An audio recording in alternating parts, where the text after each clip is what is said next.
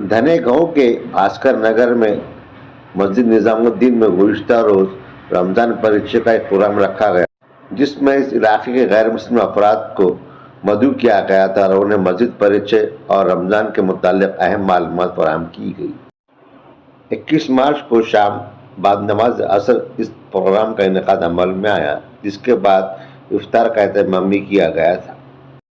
इस programme में नांदेड़ हल्के जुनूब के रुकन असम्बली श्री मोहन अम्बा हम्बटे के अलावा कांग्रेस पार्टी के नांदेड़ शहर सदर अब्दुल सत्तार सेठ, मनोहर शिंदे, पिंटू पाटिल के अलावा दीगर अफराद को मदऊ किया गया था। इफ्तारी के बाद सभी के लिए ताम का नज़्म रखा गया था। याच्यानंतर मनोहर पाटील साहेब सदस्य जिल्हा परिषद त्यांचा सत्कार मुजीबभाई करणार आहे।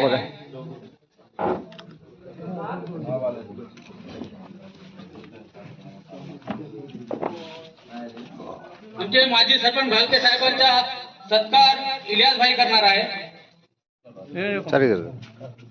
प्रकाश राठोड साहेबचा सत्कार मुस्तफा वेग करणार आहे।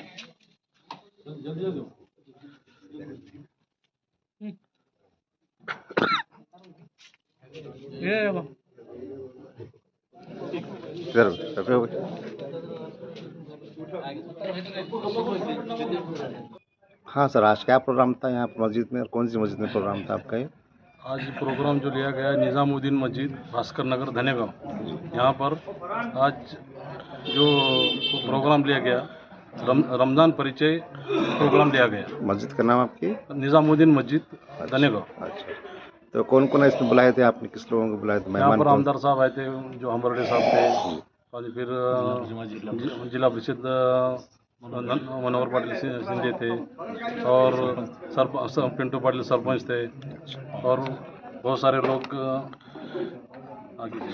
अच्छा, तो उनको क्या इस बार मस्जिद परिचय में क्या बताया, मतलब कुछ भाषण वाषण हुआ? मस्जिद परिचय में ये बताया गया कि रमज़ान क्या होता है, रमज़ान में क्या पढ़ा जाता है, उसमें अच्छी बातें कौन कौन सी होती है, नमाज कैसी होती है, रोज़ा कैसा होता है, रोज़े में क्या क्या फ़ायदे हैं, ये सब कुछ जानकारी दी गई है।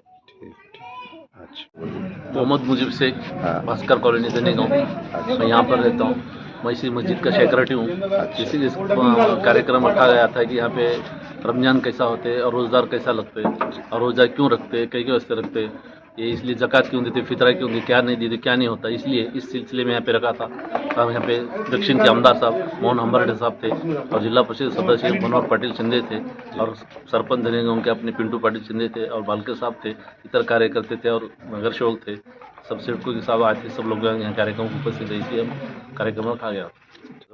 प्राध्यापक अशोक गवाले, आज या ठिकाणी कुराण परिचय, रमजान परिचय हा कार्यक्रम होता, आणि रमजान बद्दल माहिती दिली सरांनी की रमजान का केला पाहिजे, त्यामुळे फायदे काय होतात, आणि ही अल्लाची कशी देणगी आहे याबद्दल माहिती दिली। त्यामुळे समाजाला एक दिशा मिळते किंवा समाज हा व्यवस्थित राहिला पाहिजे, तर नाहीतर समाजामध्ये काही दोष निर्माण होतात। तुम्हाला कुराण दिले का त्यांनी? हां, मला कुराण भेट दिली, मराठी आवृत्ती आहे त्याची, आणि रमजान परिचय म्हणून पुस्तिका, ही पुस्तिका पण भेट दिली। आपला असं वाटतं की असं प्रोग्राम सगळ्याकडे होलं पाहिजेत?